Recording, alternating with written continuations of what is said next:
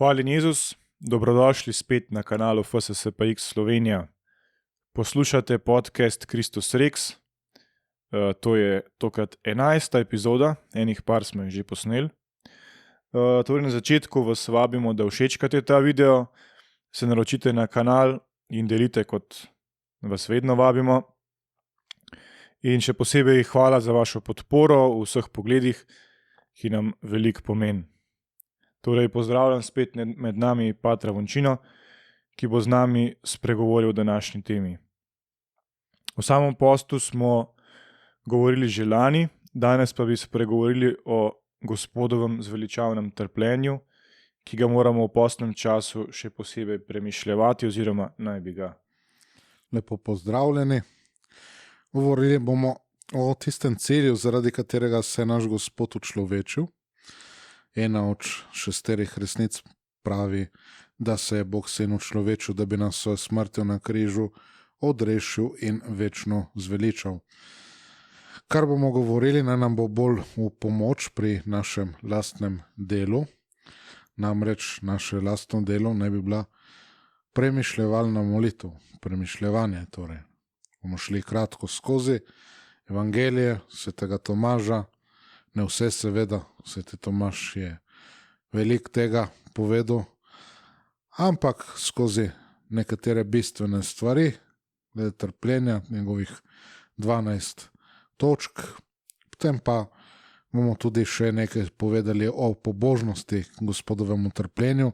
Seveda je več teh pobožnosti, najraje pa mi seveda uporabljamo križu pot. Povabljeni smo torej k premišljevanju, k premišljevalni molitvi in tale pogovor naj nam pri tem premišljevanju pomaga. Res je, imamo namreč težavo s tem lastnim delom, bomo rekli, da bi imeli to premišljevalno molitev, kot sem že večkrat tudi v pridigah poudaril, ali smo kdaj res sploh molili, ne? Ker če ni neka premišljevalna molitev in tako naprej, to vprašanje, če je sploh prava molitev, ne? Tako da moramo resnično iti malo na globoko, da ne bi bilo samo neko recitiranje, mislim, ustna molitev, seveda, nobena molitev, za katero se potrudimo, da je kolikor toliko dobra, ni slaba molitev, ampak vendarle ne more biti samo ustna molitev. To je najenostavnejša, najosnovnejša molitev, je treba iti seveda na višje stopnje, ne? In potem se to recitira, pa se bere, kar je v tem ali onem molitveniku in tako naprej, ne? Potem tudi stalno bi radi nekaj poslušali, ne bi se pa sami potrudili, ne? Tako da te stvari, smo rekli, ni narobe, ampak treba iti na globoko, ne? Tako da to. Vemo, kako je tam Kristus povabil apostole, mislim, so imeli za postati apostoli. Je rekel Petru, odrini na globoko in vrzite mreže za lov, ne? Spravi, ko so odrinili po Božji besedi, so seveda ulovili, čeprav niso bile razmere take, da bi se morale ribe uloviti v mreže, ampak vendarle Bog je seveda gospodar in so poslušali, so odrinili in so to naredili, ne? Spravi, to je naše duhovno življenje. Moramo imeti premišljevalno molitev, ne samo z usti izgovarjati, poslušati in tako.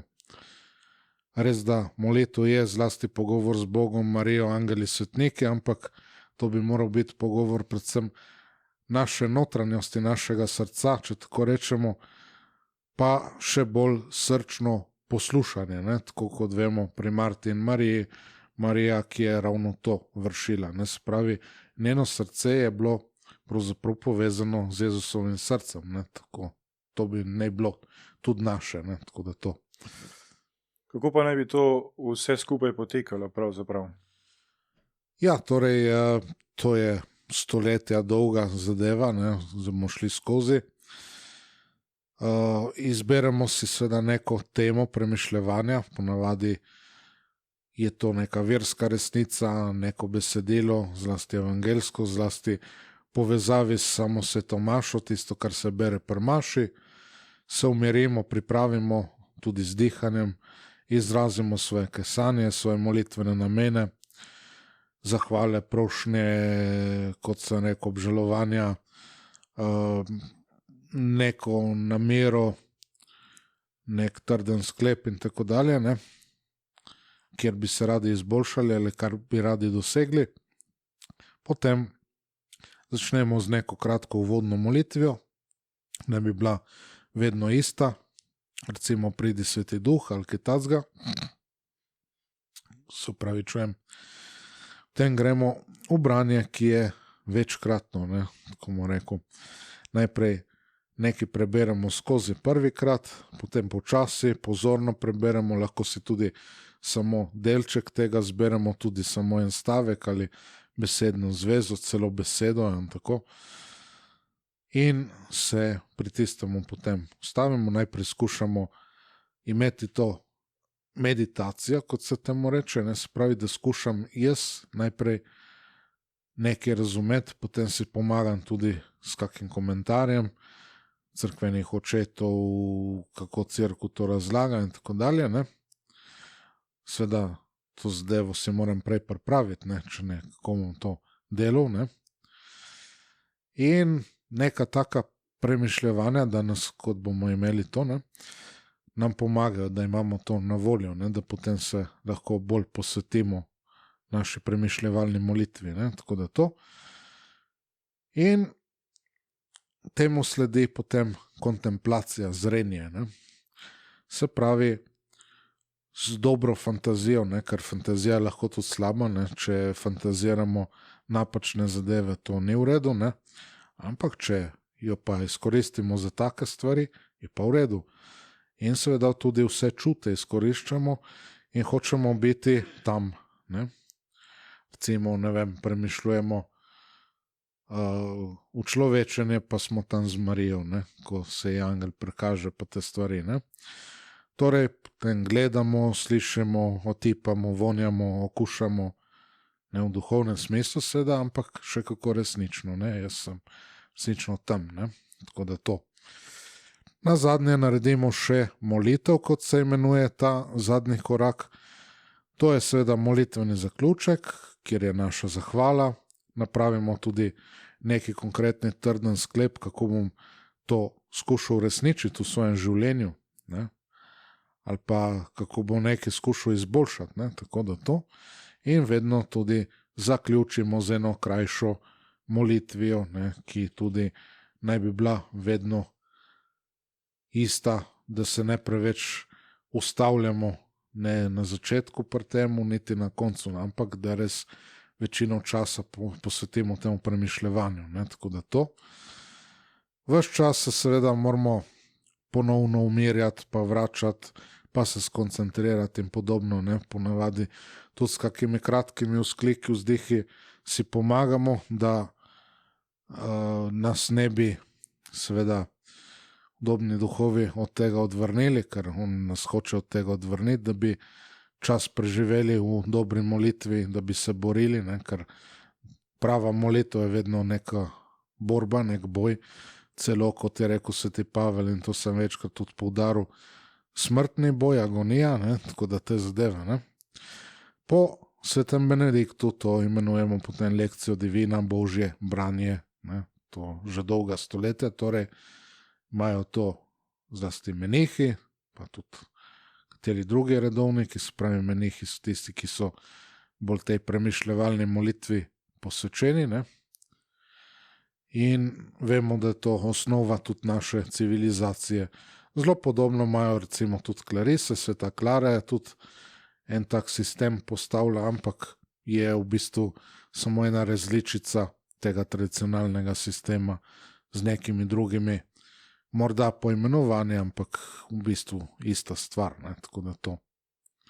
Hvala, mogoče kdaj o tem še bolj nadolgo. Zdaj pa preidimo na samo Kristusovo trpljenje v evangelijih. Ja, vemo, da imamo v evangelijih 4 pripovedi, 4 ločene pripovedi o Kristusovem trpljenju. Med seboj se dopolnjujejo, tako da celovito zgodbo spoznamo iz vseh 4, potem natančno moramo to brati, primerjati in imamo potem celovito zgodbo. Prvi 3 evangeliji jim pravimo sinoptiki, se pravi Matej, Marko, Luka. Med seboj so si zelo podobni, nakazuje nekako, kako bi rekel, tudi literarno povezanost med njimi. Ne vem, pač Matej, vemo, eden od apostolov, Marko je bil tudi s svetim Pavlom, ampak zlasti je bil povezan s svetim Petrom, kot vemo, tako da bi lahko rekli tudi Petrov evangelij pravzaprav, čeprav je pač ta učenec napravil potem, in Luka tudi potem eden od učencev apostolov. Tako da to so ti sinoptiki. In potem še sveti Janez, ki vemo, ni najprej hotel ničesar pisati in tako dalje, ampak potem je bil seveda strani Svetega Duha nagovorjen in je sprejel, in napravil tudi svojo pripoved z nekolikšnim časovnim zamikom, pa potem še dopolnjuje ta 4. evangelij.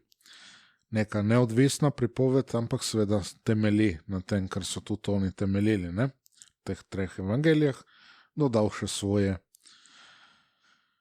Če nekako označimo tiste verze, tiste vrstice, ki se pojavljajo v vseh 3 sinoptičnih evangelijih, dobimo eno lepo strnjeno različico, neko zelo, bi rekli, popolno pripoved trpljenja, tako sinoptično bomo rekli, to. In nekako imamo izdajo Kristusa, pripravo obhajanja zadnje večerje, vključno z ustanovitvijo svete maše, agonijo, smrtni boj v vrtu Getsemani, aretacijo, sojenje pri Kajfu, Petrovo zatajitev, da je priveden k Pilatu, Pilatov poskus izpustitve, osvoboditve, njegovo slabotno popuščanje, se je izkazal kot slabič in tako dalje, samemu ljudstvu in tako. In potem te stvari so malo daljše opisane, lahko rečemo, samo križanje pa zelo, kako bi rekli, didaskalično, kot to označujejo. Kratko opisano, razdelitev oblačil, obtožbe razne, posmehovanje, potem ta zatemnitev, ki se je zgodila nadnaravna, bolj temna noč od naravne noči, da se je pretrgalo ogrinjalo v templju, zastor v templju, sama smrt, potem priznanje stotnika, pokop v Jožefovem grobu, Jožefa iz Arimateje in take stvari. So še druge stvari, seveda, ampak na kratko bi rekli, to najdemo pri teh 3 sinoptikih. Tako. Ima pa vsak evangelist določene svoje značilnosti, katere? Torej, Matej poudarja mesijanski značaj Kristusa in vključuje neke dodatne dogodke, recimo Pilatovo umivanje rok, sanje njegove žene, vstajenje pravičnih ob tem potresu, ki se je zgodil.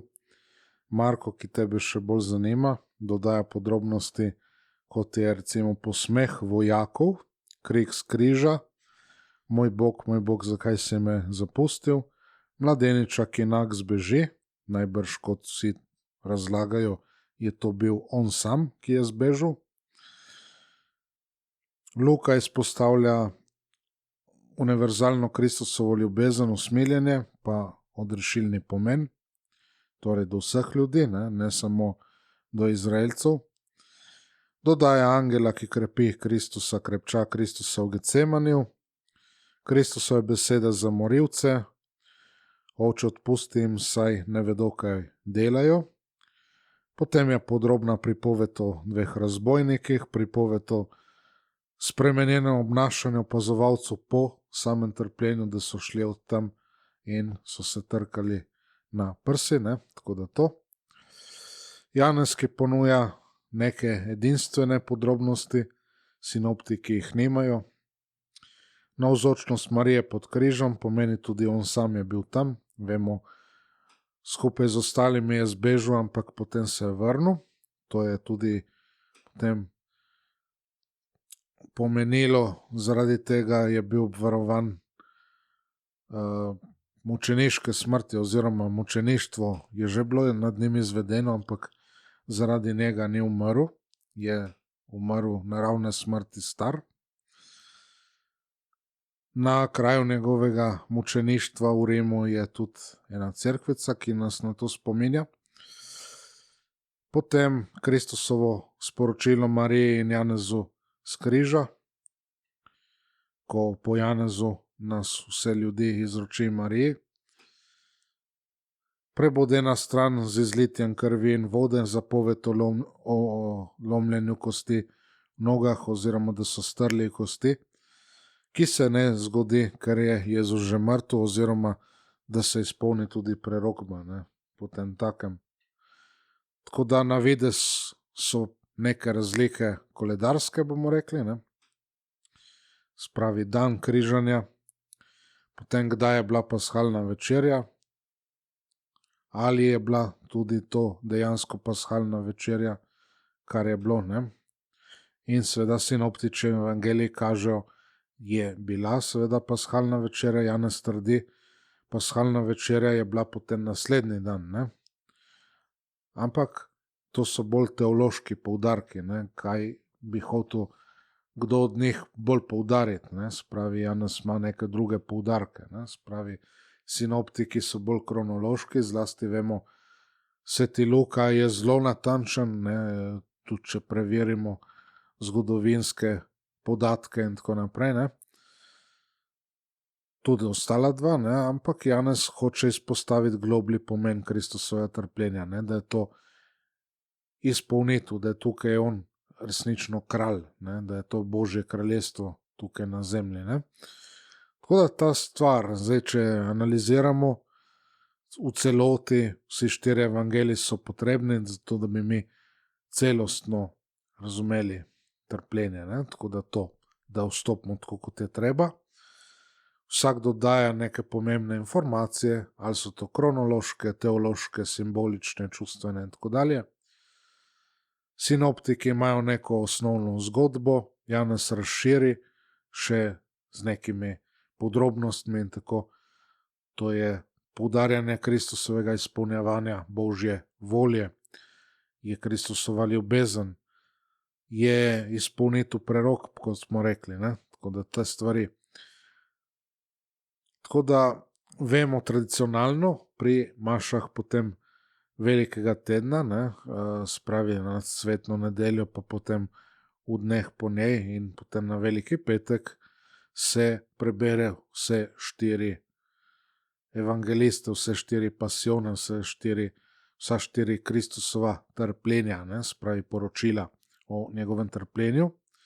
Začne se vedno seveda na svetno nedeljo z Matejem, potem ostala 2 in na veliki petek, tudi v novem obredu, pravzaprav je na veliki petek vedno Janezova pripoved in bralci ali pevci vemo, da imajo zmeraj s tistimi njegovimi izrazi, ki jih je noter vpletel, hebrejskimi, grškimi in tako probleme zmeraj, kako je litos, trotos in gabata in nekaj tam, ker ne morajo poudariti litos, trotos, gabata in tako dalje, tako da tisto je malo smešno včasih, ampak ok. Dobro, hvala za ta povzetek. Sedaj bi pa šli naprej k svetemu Tomažu po 12 členih v njegovi sumi, ki se tičejo Gospodovega trpljenja. In sicer 1. člen, ali je bilo potrebno, da Kristus trpi za zveličanje ljudi?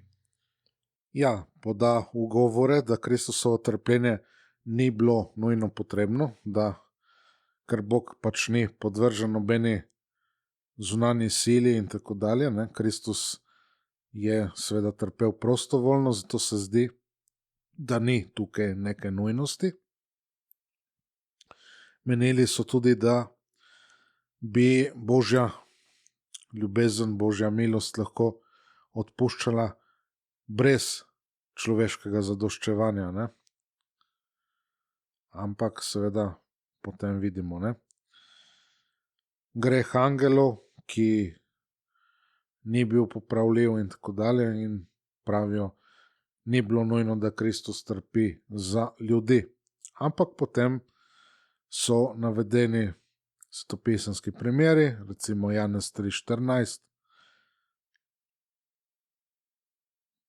ki kažejo seveda, da je Kristusovo trpljenje 3:14, ja, spravi Nikodem, ne, tam tisto, zdaj se ne bom spomnil tega citata, ampak dobro, sej toliko boljše si boste šli prebrati pa premišljati, ne, tako da tisto, nihče nima večje ljubezni, ne, ali kako je že tisto, ne. Kažejo, da Kristusovo trpljenje je povezano seveda z odrešenjem, z veličanjem. Tako da to. Na to sveti Tomaž odgovarja, da trpljenje ni bilo nujno seveda glede sile, ne, ampak je bilo nujno glede na cilj. Ne. Cilj trpljenja je za zveličanje ljudi. Ne. Vemo, kje se vse začne, ne, kako pri veroizpovedi spovedujemo, ne, zaradi nas ljudi in zaradi našega zveličanja, in potem se vse od samega učlovečenja pa gre do trpljenja, ne, potem tako, ne.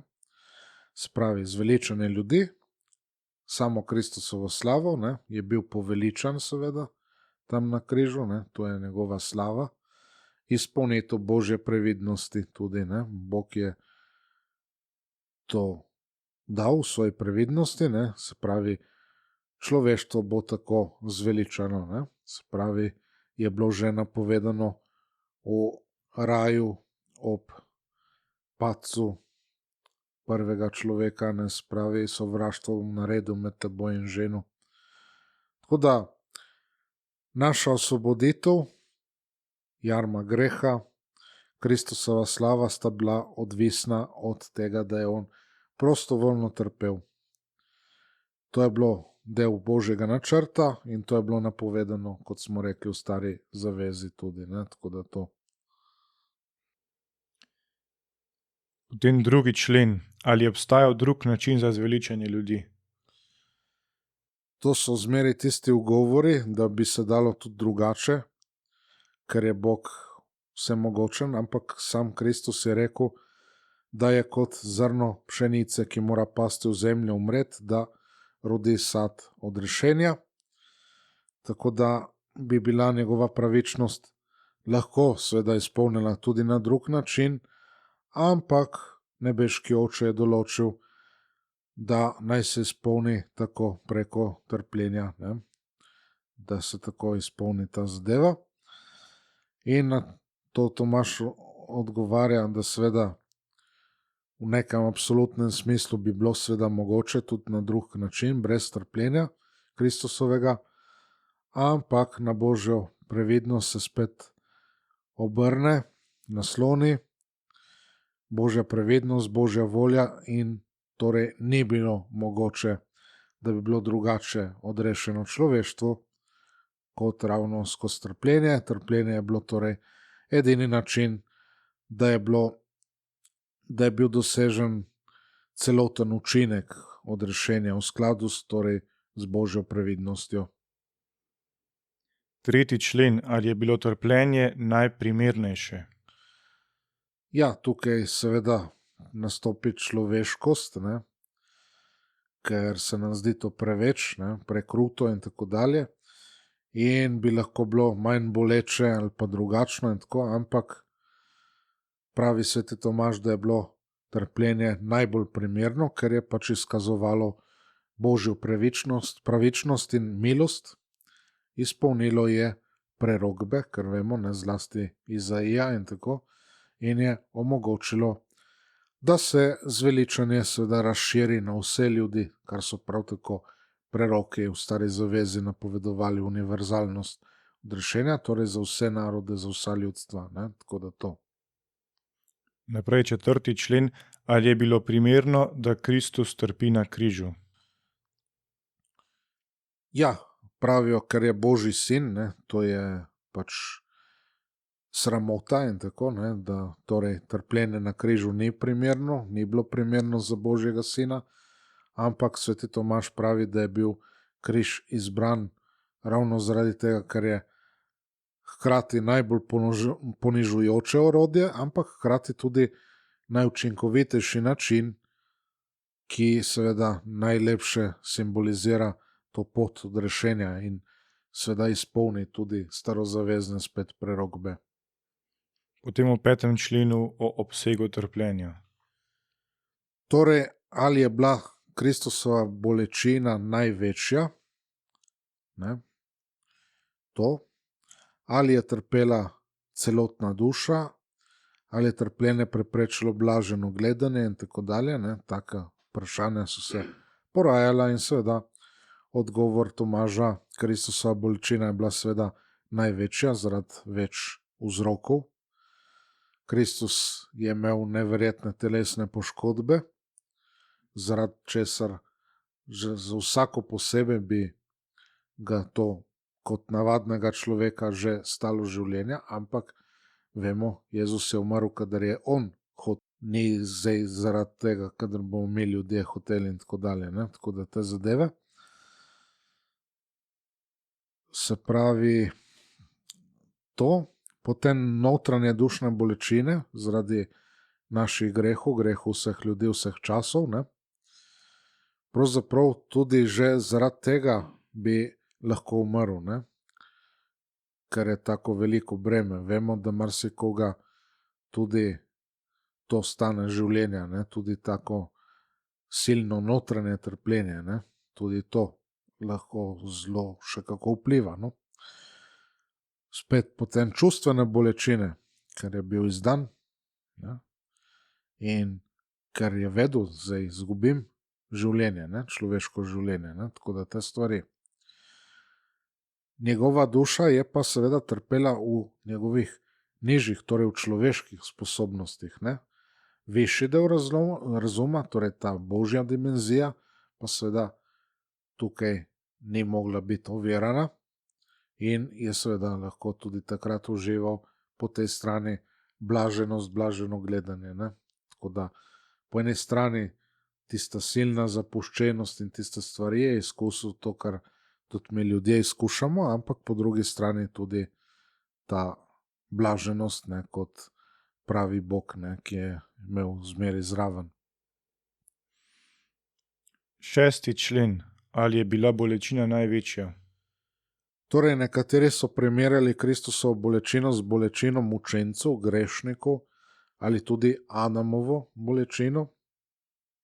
Seveda Tomaž odgovarja, da Kristusova bolečina je bila največja. Je združevala vse vrste in vse vire trpljenja, telesno trpljenje, dušno trpljenje, moralno trpljenje, prostovoljno trpljenje, za zveličanje ljudi je trpel in tako naprej, ne? In seveda, ker ni imel nobenega greha, ker je resnično pravi človek, največji človek in tako dalje, seveda stopnja njegovega trpljenja tudi v tej smeri najvišja, največja, ne? Tako da to, ne? Vemo tudi sveti Alfons potem za Marijo trdi, ne, je imela, ne, čeprav je bilo duhovno njeno trpljenje v duši, ampak je bilo večje od trpljenja mučencev, ne? Če jih damo vse skupaj, je rekel, ne? In to je res, ne? Moramo to vedeti, ne? Tudi to. Torej, mi govorimo zdaj o Kristusovem, seveda.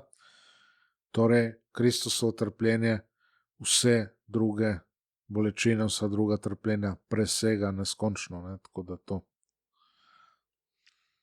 Potem 7. člen. Ali je Kristus trpel na celotni duši?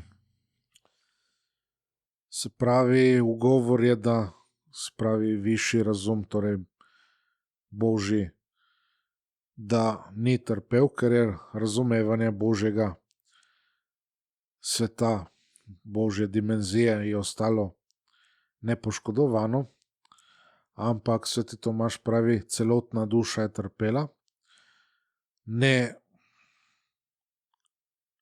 neposredno, ne? to je nižje sposobnosti, so neposredno trpele, seveda, višji del pa posredno, ne? Ker pač je nerazdružljiva enota, ne? Se pravi, je hipostatična zveza, ne? Se pravi, je Bog in človek, ne? In je hkrati ena trojica, en sam Bog, sveta trojica, en sam Bog, ne? Se pravi, je Oče, Sin in Sveti Duh, ne? Torej te dve povezavi, to je zmeraj navzoče, ne? In tudi Bog kot tak, ne? Tudi tu trpljenje, ne? Kristus je trpel kot Bog in človek, ker to je nerazdružljivo, ne? Se pravi, ta hipostatična zveza, kot se temu reče, ne? Tako da to. 8. člen.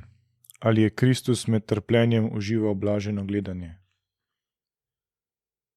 Ja, kot ugovarjali so, ne, za človeka je nemogoče hkrati biti, ali pa naj bi bilo nemogoče, hkrati biti žalosten in vesel, ne. Kristusova duša je bila žalostna, to vemo. Odgovor Tomaža, da je višji del duše ostal v blaženosti, nižje sposobnosti so pa trpele. Ampak on lepo govori, in to tudi vidimo pravzaprav potem v nekem zrelem človeku, da blaženost in trpljenje, da si nista neposredno nasprotna, ne. Imata različne predmete, on je tako rekel, ne, se pravi to. Ampak tudi mi, ne, če smo seveda v Bogu in tako naprej, ne, seveda trpimo, resnično trpimo, ampak po drugi strani imamo tudi neko tolažbo, ne, tako da je neka blaženost, ne, tako da tu je to. Ne. 9. člen. Ali je Kristus trpel ob primernem času? Tukaj so se ugovori nanašali na čas judovske pashe, na neke astronomske premike in tako naprej. Ampak seveda sveti Tomaž odgovarja, tukaj je Kristusova volja, je usklajena z Božjo modrostjo, z napovedmi, s prerogbami, s prazniki.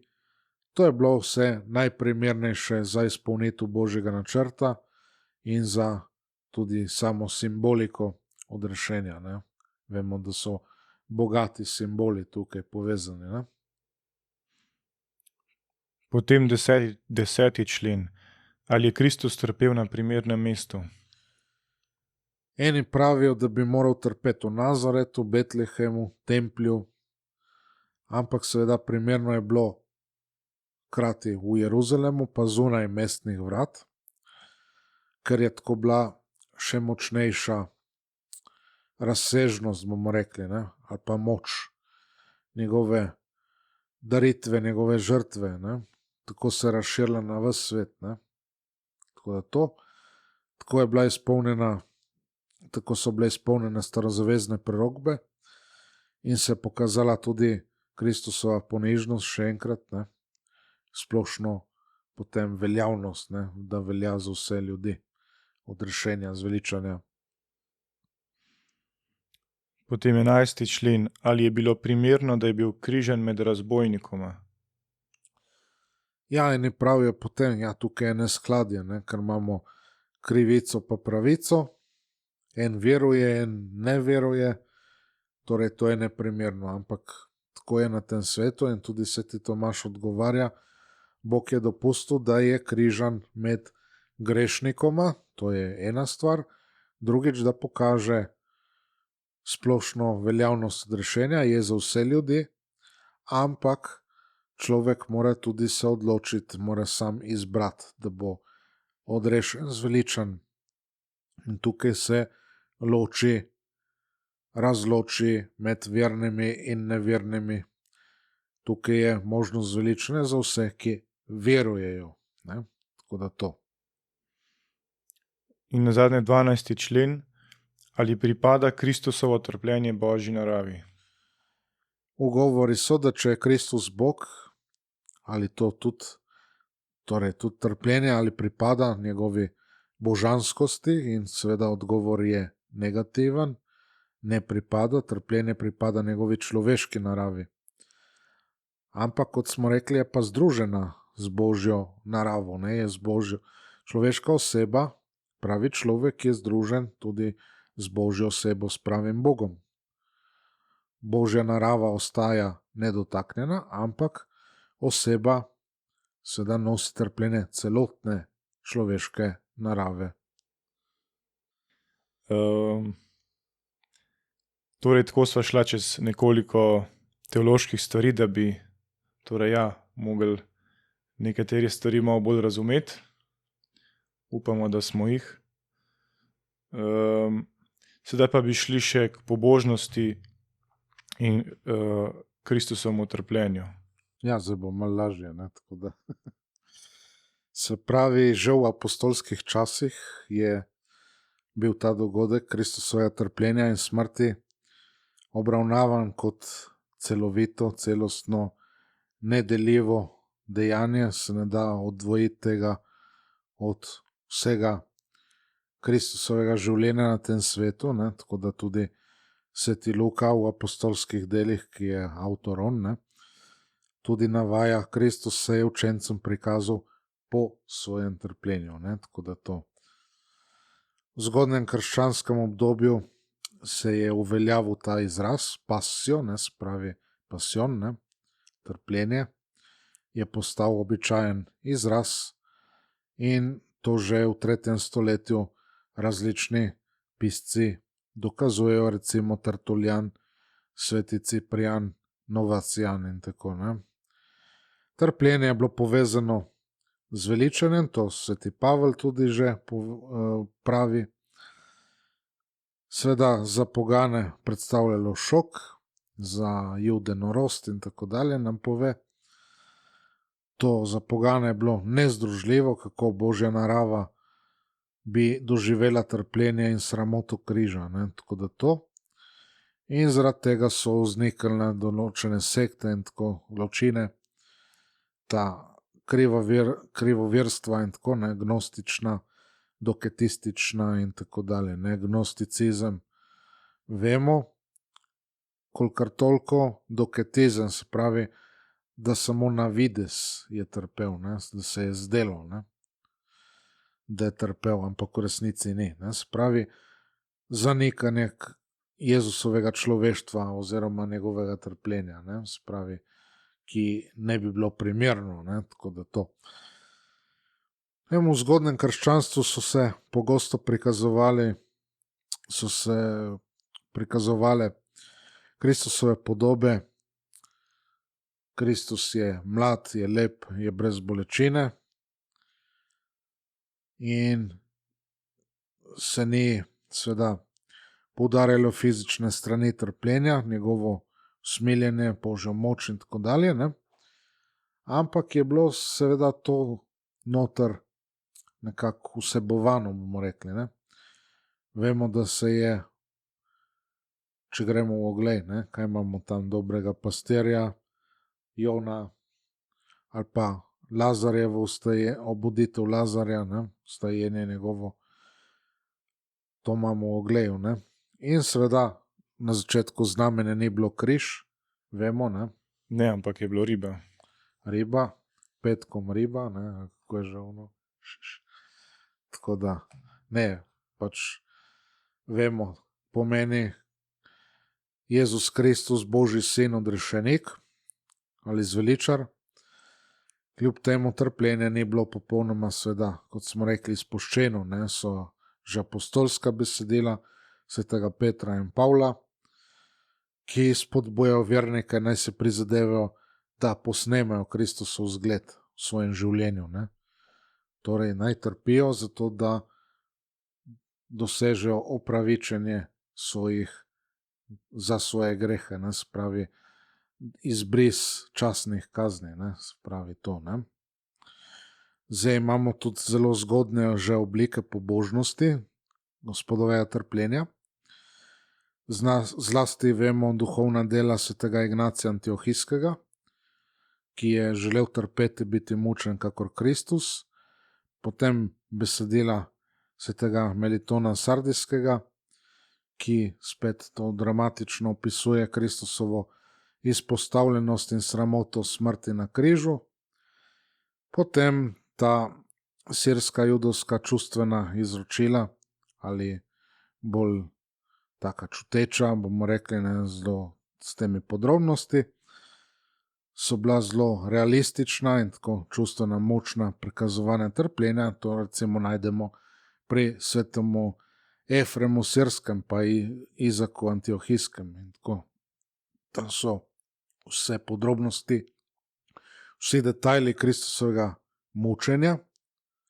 Zdaj svetega Efrema in tako se nekoliko kasneje našlo te spise in tako dalje, ampak vidimo, vendarle je bilo to v cerkvenem izročilu navzoče in celo neka čudežna delovanja predmetov, recimo steber, ki se trese pod Kristusovim telesom in tako naprej. Ne? Spravi, vemo, Božji sin in tisto in steber, ki tudi o tem pričuje, ne? Tako da take zadeve. Zato so potem razna mnenja modernistov in modernistično zaznamovanih avtorjev popolnoma neupravičena. Ja, bomo rekli, da so iztrte, izvite, ali kako je že tisto. Ne? Torej, lahko dam primer, recimo, vemo našega zelo znanega nekdanjega patra jezuitskega in sedanjega koprskega duhovnika na papirju, Marka Ivana Rupnika, ki je pred leti v radijskem misijonu v tem tonu govoril proti tem uprizoritvam, ne, kar najdemo v filmu Mela Gibsona, ne, spravi Kristusov pasijon. In potem se izkaže, to niso neke anahronistično pobožnosti Kristusovemu trpljenju, ne, namreč pobožnosti cerkve, ampak anahronistični so tisti, ki govorijo predtem, torej pred Konstantinom, ne, kot vemo, ni bilo ravno tako, ne, kot cerkev pravi. Ne. Vemo, da je bilo drugače, ne. Bilo povsem drugače. Zakaj? Zato, da bi oni vse tisto, kar so naredili, poenostavili, izbrisali, uničili in tako naprej, ne, spremenili, da bi to upravičili, ne, ker naj bi bilo tako, kot oni pravijo, da bi bilo, ne kot cerkev pravi, da naj bi bilo. Ne. Tako da to. Kdaj pa so se te tovrstne prakse pobožnosti začele?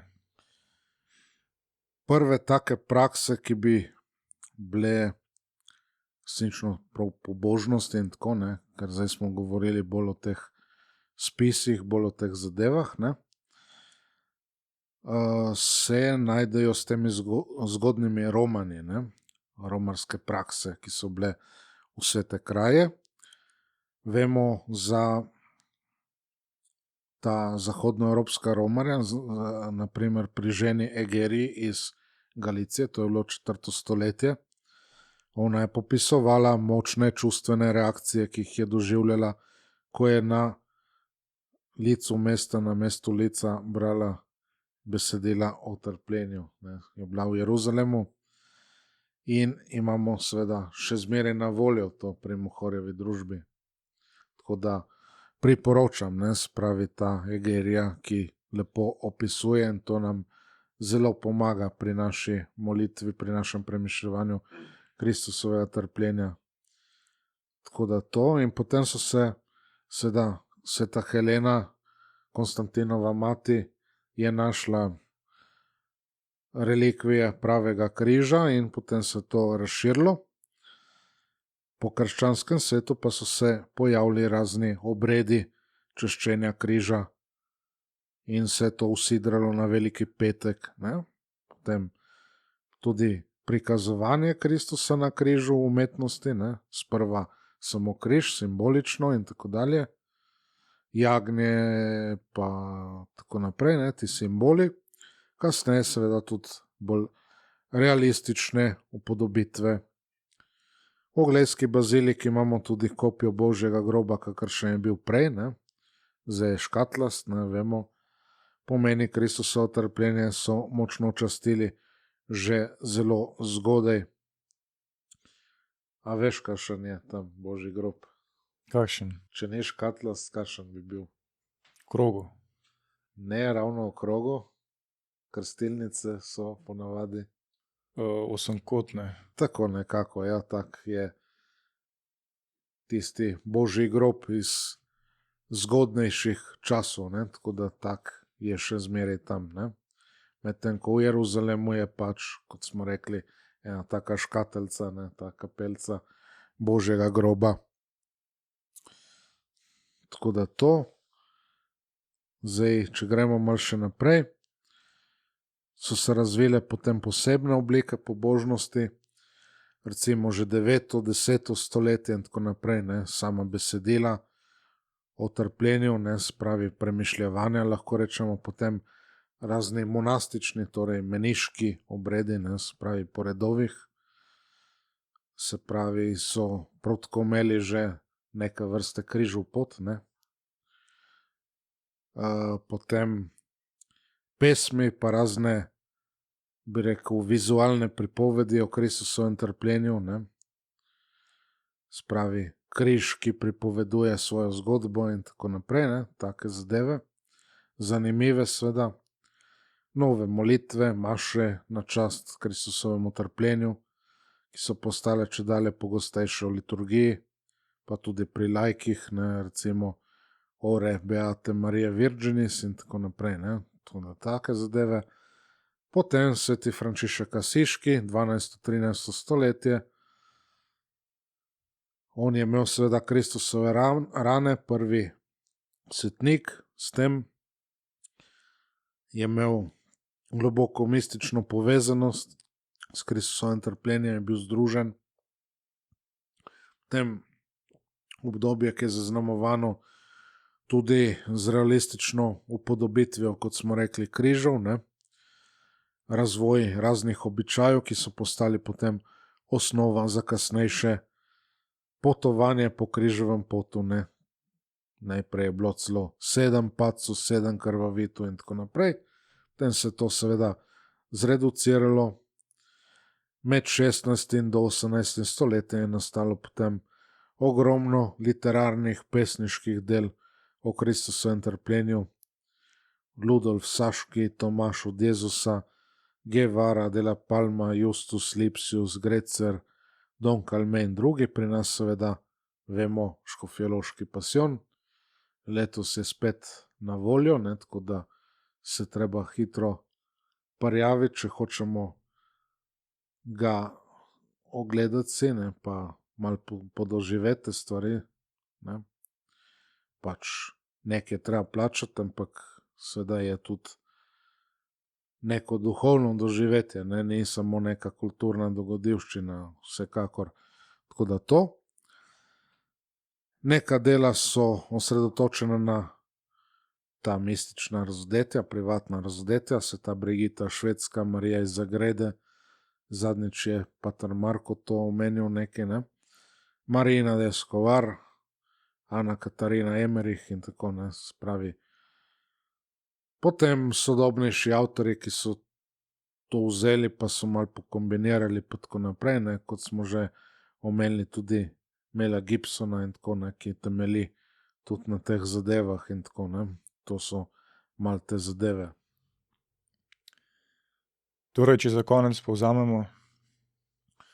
Ja, da pobožnost do Kristusovega trpljenja se je razvila vse od zgodnjih apostolskih opisov, so bile simbolične upodobitve, pa sirski, pa srednjeveški mistični avtori, njihova besedila, pa liturgični obredi, pa romarske prakse in tako naprej. Poudarek je bil vedno na tem, da moramo posnemati Kristusovo trpljenje, zato mi pač to premišljujemo, da je to ogromnega odrešenskega pomena, seveda, ne, smo bili po njegovih ranah odrešeni, kot pravi sveti Peter, njegova predragocena kri, odkupitev za naše grehe in tako. Čustveno doživljanje, skrivnostno mistično sodelovanje vernikov, seveda, ne. To se je izrazilo v literaturi, v molitvah, umetnosti, obredih, romanih, spravi zelo bogato vse skupaj. In seveda tudi, če omenimo recimo tudi to vrstne jaslice, ne, kot jih poznamo marsikje, tudi na Slovenskem in na Žalostni gori blizu Ljubljane, ne, tudi imamo take lepe jaslice še zmeraj, kjer lahko tudi si ogledamo, premišljujemo Kristusovo trpljenje, poleg tega, da je lep križov pot tam. Ne. Hvala, pater Vončina. Hvala, dragi poslušalci, gledalci. Za konec vas spet samo še povabim, da ta video všečkate, komentirate kaj konstruktivnega, morda kakšna vprašanja, delite in tako naprej. Kot vedno omenjam, ne pozabite na spletno stran fsspx.si, kjer najdete razpored maš, pridige, druge prispevke in tako naprej. Tako da ja, to je za danes vse. Še enkrat hvala za pozornost in z Bogom. Z Bogom.